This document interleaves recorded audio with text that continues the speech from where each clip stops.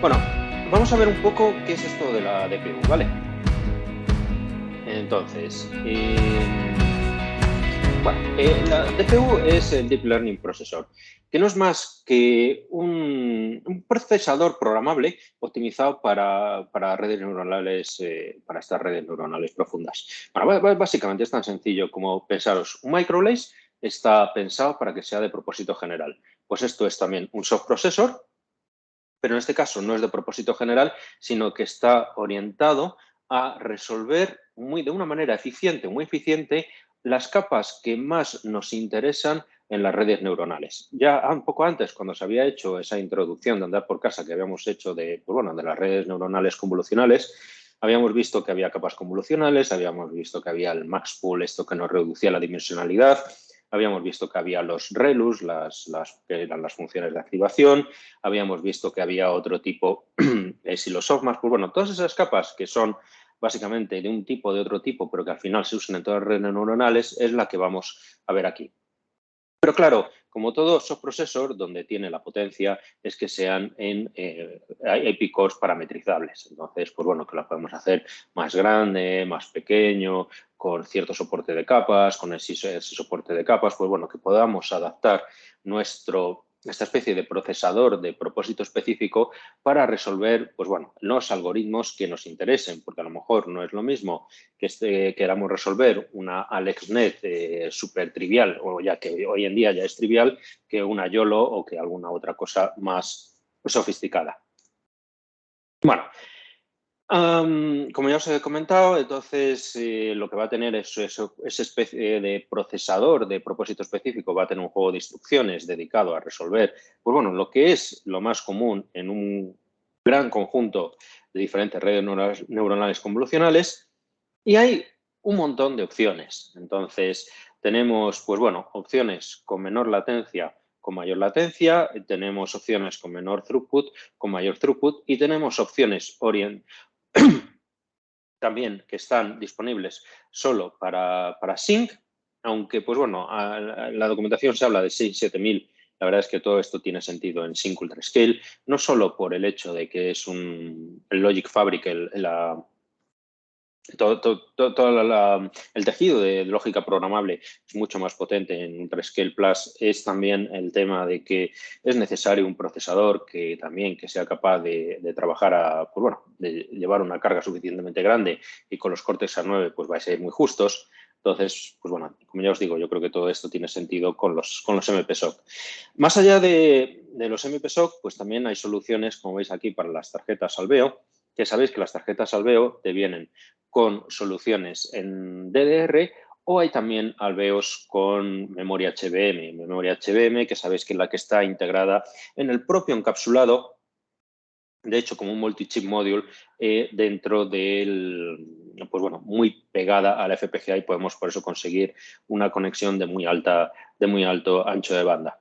Y dentro, pues bueno, de las alveos, pues hay las optimizadas para throughput, las optimizadas para latencia, pues bueno, ahora eso lo veremos un poquito más con detalle.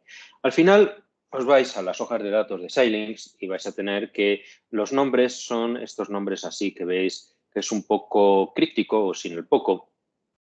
También están para Versal, en particular para la VCK 5000, que es, pues bueno, la tarjeta es de aspecto es completamente similar a un Alveo, lo que pasa es que dentro lleva una pieza Versa.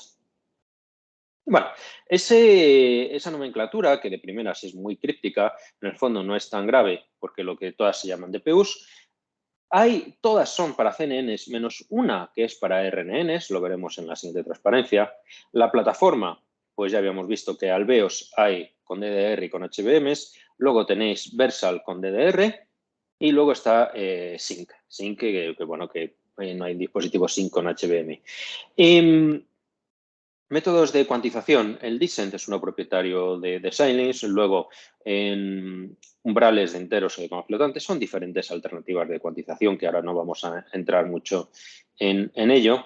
RNN, que es una cuantización explícita para RNNs, que es la que se utilizan modelos de 16 bits. Tenéis por ahora posibilidades de, como veis, 4, 8 y 16. Veréis que la realidad es que solo son 8 o 16 en el caso de RNNs. Esto, pues bueno, si lo veis aquí, todas las posibilidades, luego después veréis en la siguiente transparencia que no están ni mucho menos todas las posibilidades, pero porque este es un mundo muy cambiante. O sea, si Xilinx últimamente con Versal ya estaba cambiando muy rápidamente, aquí pues el doble o el triple de rápido. La velocidad con lo que va evolucionando todo es absolutamente vertiginoso.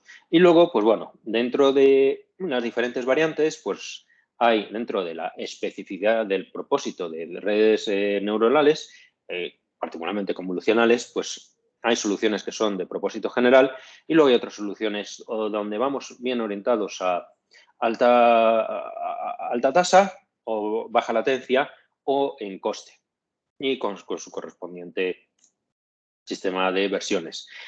Como ya os había comentado, por ejemplo, cosas que no nos encontramos aquí, estas son las que hay ahora disponibles.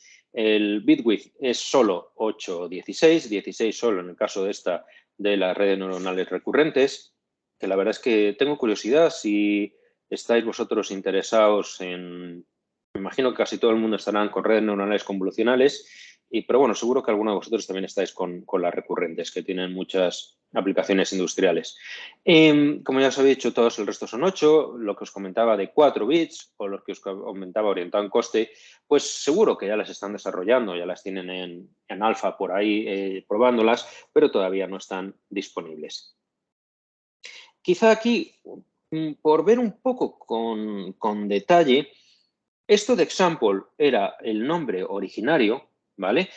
Os sabéis la historia de todo esto, ¿no? Había una compañía de China que se llamaba DeFi, que la compró Xilinx y que fueron realmente los que empezaron con el desarrollo de todo esto. Su producto inicial, que era la DPU de versión 1, que sigue siendo la que vamos a utilizar, sobre todo cuando estemos en entorno, bueno, sobre todo cuando estemos en entorno de Alveo, es la que vamos a utilizar, que veis que ya van por la versión Major 3, o sea que se ve claramente que es el producto más clásico. Luego, la siguiente, digamos, en tiempo de desarrollo, en recorrido, es la que va por la plataforma Sync, que es esta de aquí, que veis ya que bueno, va por versión Minor 4. Es un poquito, no es tan ya tan antigua, pero bueno, sí son las dos, como veis, las dos más clásicas. Y luego todo esto, todas que veis aquí, se corresponde con ese desarrollo tan vertiginoso que estamos viendo en los últimos meses, diría yo. Bueno, volvemos a insistir en el tema de que hay 3 grandes posibles tareas, que es la clasificación, simplemente si la foto tiene perro gato, la detección de objetos, los recuadritos y la segmentación, pues tal píxel es una taza, tal píxel es un perro. Vamos a ver con la más clásica. Vale, esta es la primera que sacaron como DPU versión 1 de DeFi y que luego después ha pasado ya a Xilinx con esa nomenclatura. La razón de utilizar ya esa nomenclatura, que es bastante críptica, pero es porque, pues bueno, cuando empiezas ya a hacer versiones o diferentes variedades y variedades y variedades, que sea versión 1, versión 2, versión 3, pues tampoco te aporta mucho más y ya sí que las letras te pueden aportar, pues bueno, si es de General Purpose, si es para el BODDR, si es para, pues bueno, lo que sea. Básicamente, el núcleo de este acelerador, de nuestra DPU, es un array sistólico de 96 por 16 DSPs que trabajan a 700 MHz. Básicamente, la frecuencia máxima a la que lo puedes llevar. Entonces, es algo muy, muy cuidado para que llevas el array de DSPs a la frecuencia máxima. Eso sí, es importante. Al final, esto es un procesador. Si es un procesador, lo que tiene son instrucciones. ¿Cómo son esas instrucciones? Pues bueno, las instrucciones están en los XModel que se generan cuando compiláis. Ya habéis visto el ejemplo con Gustavo, pues al final esas instrucciones acaban acá. Esto es un procesador de propósito específico, pero no deja de ser un procesador con sus instrucciones. Tiramos de la DDR, como veis aquí, con sus controladores de MEA, pero es importante tener memoria local, porque ya os he comentado que esto no es cuestión solo de computación, sino que es cuestión también de que los elementos de computación no se mueran de inanición, Por eso es necesario utilizar UltraRAM, una buena cantidad de UltraRAM para hacer caché local. Pues bueno, tienes la caché de filtros, pues bueno, todo optimizado a resolver este problema de una manera muy eficiente en estos dispositivos. Veis aquí las bias, relu, pooling, las capas que habíamos comentado, ¿vale? ¿Y qué más cosas aquí os puedo comentar? Pues bueno, al final, desde un punto de vista de Top Level Interface, pues esto no deja de ser un core AXI, como todos los cores de Xilinx, que tendrá después pues, su interfaz con el controlador de memoria DDR. Tampoco es que, desde un punto de vista de cómo integras esto, luego lo veréis con Gustavo, cuando estudiemos cómo hacer nuestro diseño hardware a medida, que en el fondo es un IP Core como cualquier otro IP Core. Estas unidades del ReLU, Rectifier Linear Unit, los pooling, scale, pues bueno, las que tenemos por aquí. Y existe una posibilidad de un motor de convoluciones RGB. Lo importante de todo esto, pues bueno, es saber qué capas soporta todo esto. Entonces son básicamente, como veis aquí, la convolución con diferentes tamaños de kernel, diferentes striding, que son los diferentes, el paso en lo que vas ejecutando las convoluciones, el padding en los extremos, pues bueno, el escalado, max pooling, average pooling, que son estas operaciones para reducir las diferentes escalas. Las sumas, el sobremuestreo y todas, pues bueno, básicamente pues son las operaciones que necesitaréis para las redes convolucionales pues más habituales.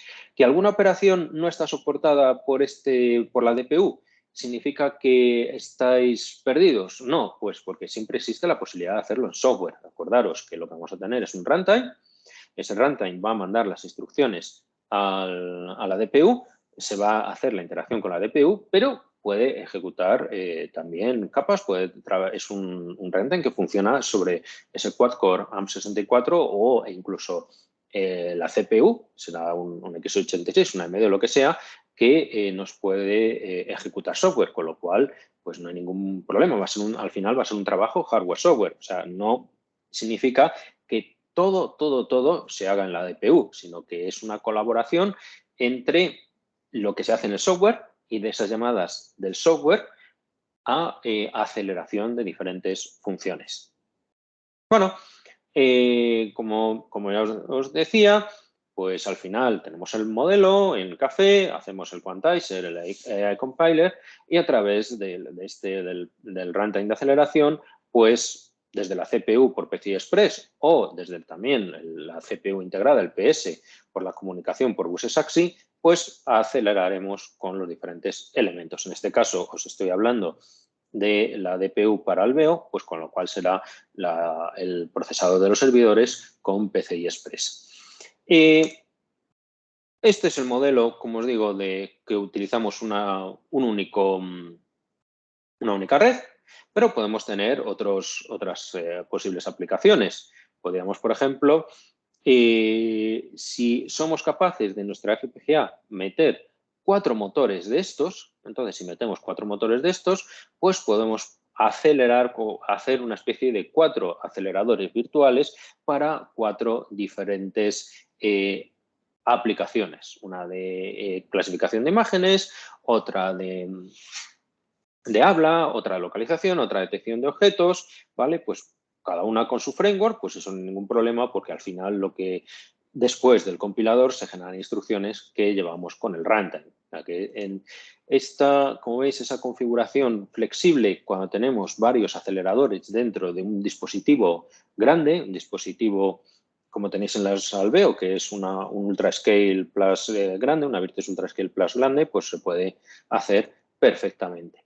Incluso se pueden hacer cosas más interesantes, que es pues ir a lo bestia. Imaginaros que tenéis un servidor, un 4U, que tiene 8 ranuras PCI Express. Y le dices, pues bueno, si tengo 8 ranuras, 8 ranuras PCI Express y una fuente suficientemente grande, pues bueno, y suficiente dinero en el bolsillo, pues me monto, como veis aquí, 8 tarjetas Alveo. Entonces, tú montas 8 tarjetas Alveo y pues directamente paralelizas el trabajo. En el caso, pues si quieres conseguir throughput, pues es bastante sencillo. Lo que haces es vas mandando imágenes a cada una de los aceleradores y al final, como esto te va a paralelizar bien, que es simplemente mandar las imágenes, pues puedes conseguir cosas tan aquí, como veis, tan salvajes como esto, como procesar 10.000 imágenes por segundo, y una ganancia que veis que es prácticamente lineal, que va a ser una tarea muy paralelizable, pues en vez de 8 por te quedas en 7,2, pero que está también muy bien.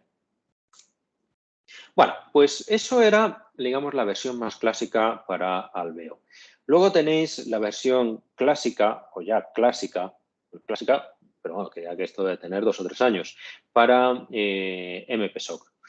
La de MPSOC, pues bueno, exactamente, veis, los títulos pues son exactamente iguales, la misma idea, solo que está orientado para MPSOC. La arquitectura es un poquito diferente.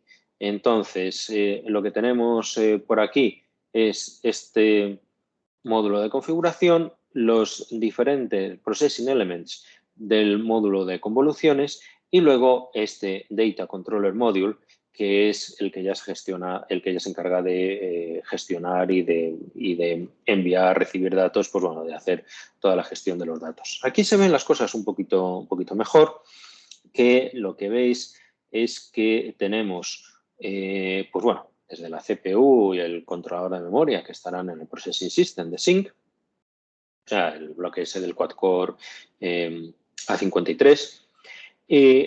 Existe la misma idea del Instruction Scheduler con el Fetcher, Decoder, Dispatcher, pues como podéis tener en cualquier procesador.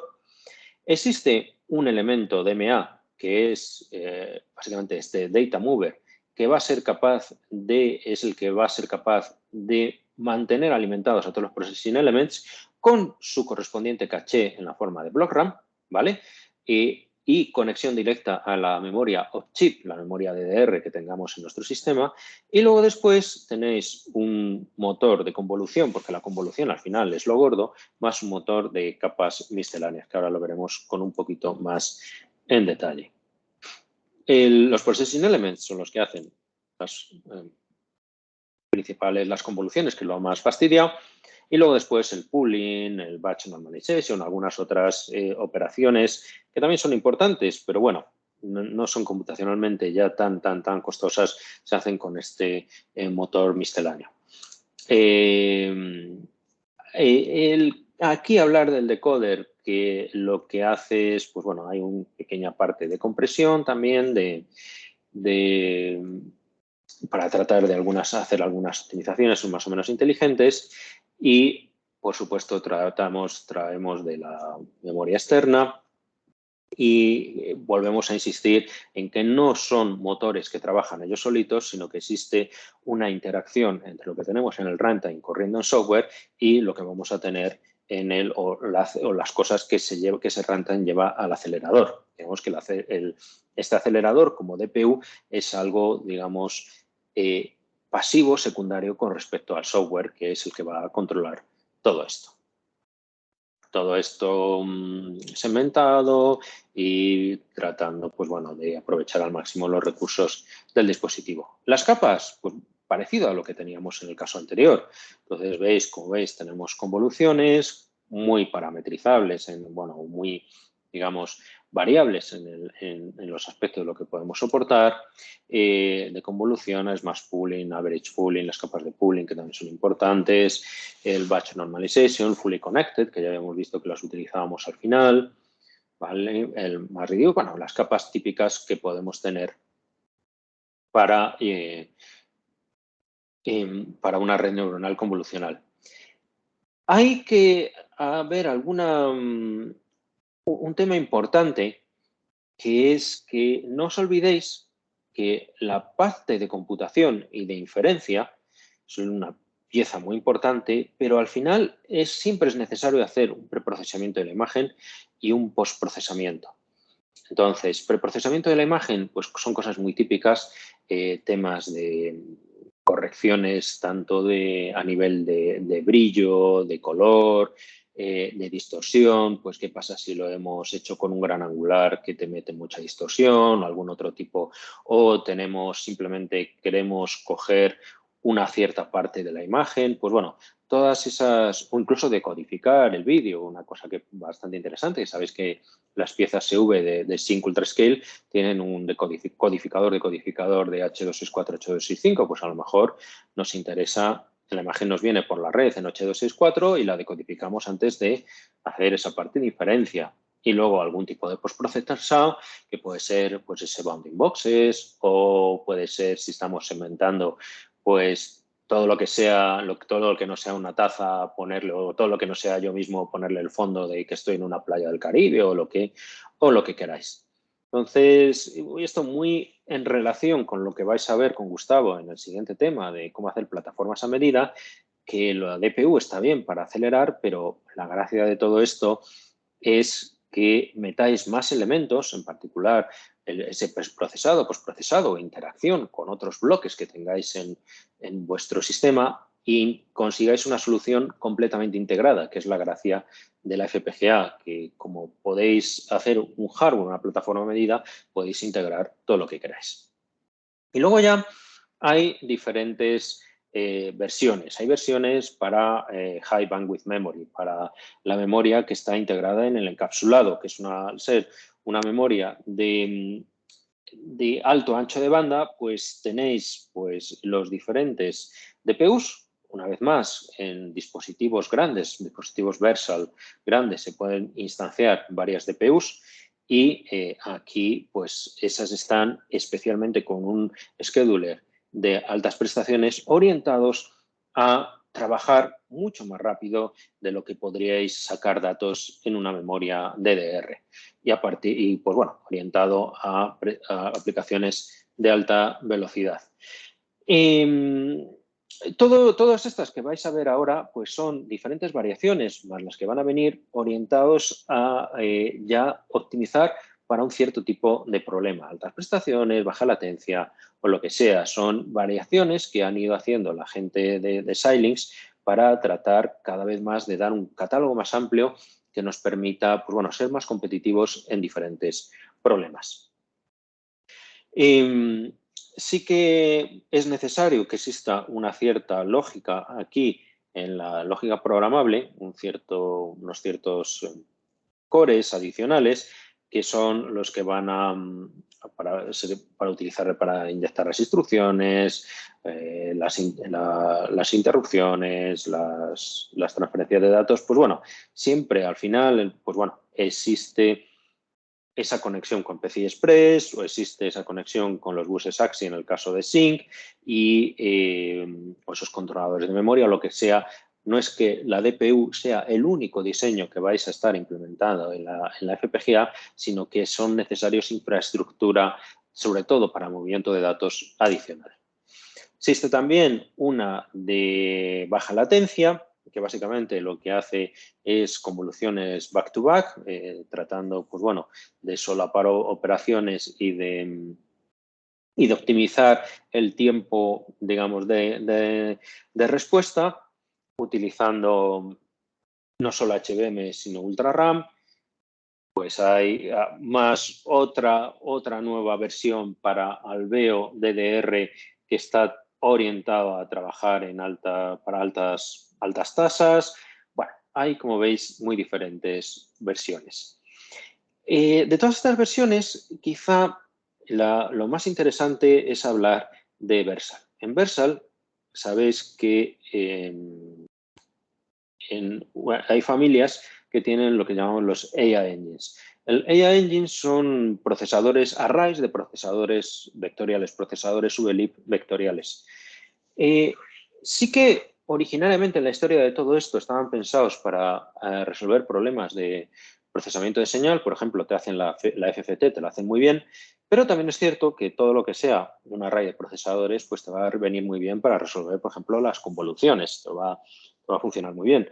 Pues bueno, estas nuevas DPUs, que ya son muy muy recientes, lo que utilizan son esos arrays de procesadores, los AI Engines, para acelerar. Entonces, no es solo que utilicen los AI Engines, sino que también necesitan implementar parte en la FPGA, pero bueno, consiguen unos resultados muy buenos. Son los que podéis tener con la tarjeta con la VCK 5000. Ya sabéis que es una tarjeta con la pinta de un Alveo, pero que lleva una Versal dentro. Y recordaros también que la Versal, como diferente, aparte de los AI Engines, que quizás es lo más chocante, otra cosa también bastante interesante es que tiene un Network on Chip, que no es más que una red de buses AXI, de la cual cuelgan los diferentes controladores de memoria. Entonces, no es que, como pasaba en Sync, que tenemos que ir a través del PS para acceder a la memoria DDR, sino que aquí vamos a través de ese Network on Chip. Como veis, lo que vamos a tener son esos elementos, bloques de convolución que tenemos en los AI Engines, ¿vale? Y a partir de ahí hay diferentes motores que están implementados en la lógica programable. Incluso, bueno, podemos tener nuestra propia acelerador, bueno, todas esas cosas lo vamos a ver un poquito más en detalle cuando veáis qué cosas podemos implementar o cómo podemos hacer nuestra plataforma a medida. Y desde este Network on Chip es el que accedemos, como veis, a la de RAM, al PS, que es el que se va a utilizar el Dual Core A72 o A73, ahora mismo no recuerdo, 72, que tenéis en Versal, y luego también el PCI Express que utilizaremos para alimentar con los básicos de los datos. Muy bien, la DPU.